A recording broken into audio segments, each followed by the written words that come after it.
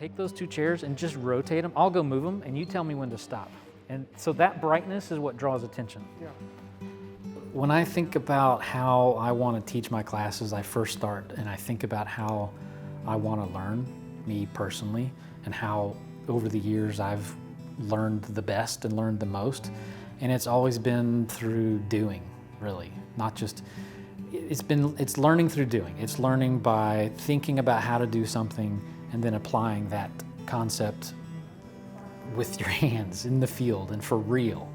I also try to frame it around the question of why. I think that context is really, really important. Lighting from this direction is a thing, why? Story selection, character selection is crucial because why?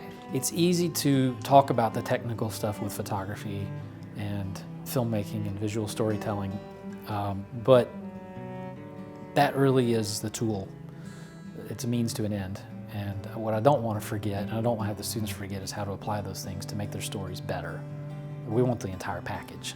And that's really the ultimate goal with these classes that I'm teaching, is try to make a most effective story using visuals and audio.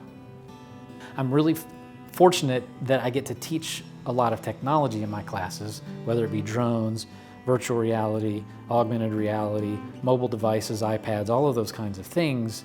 All of those things are changing every year. It's very hard to keep up, actually. But the number one thing I try to instill in my students in those classrooms is to not be afraid of that technology. Don't be afraid of whatever's next. So let's dive into VR and 360 cameras and augmented reality and building lenses in Snapchat and Instagram. We may not be doing those things even in 2 years. We may not be doing those things. It's going to be something else. But don't be afraid of whatever else is next. Embrace it, tackle it, and then go figure it out. That's what I don't want them to be afraid of. Don't be afraid of the camera. Don't be afraid of the technology. Don't be afraid of that app. Just hit it straight on, tackle it, learn it, and you're going to be an innovator. But don't forget the storytelling part either. That it always comes back to the content. I don't want them to forget that either. It always comes back to the content and the story.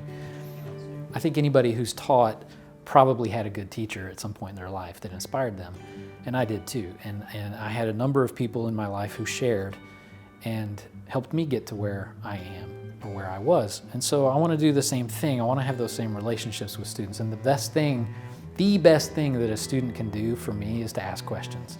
If I can share with them something that they want to know, is very, very rewarding. And sometimes that goes much further than the class itself.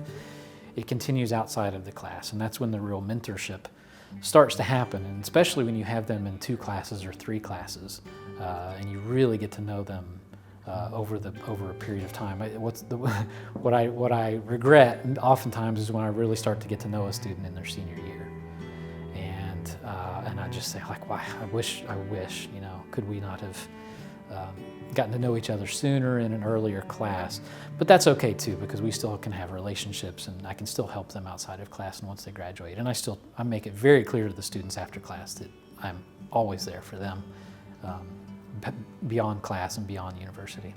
I want them to know that I care first, and that I'm willing to help them, and that I have something to share. So I never really thought about it this way until I started teaching, that I had something to share, that I had something that other people might find useful.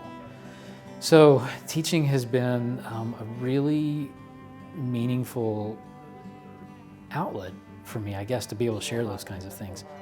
Dial it back a little bit on the Backstreet Boys, kind of elevated a little bit.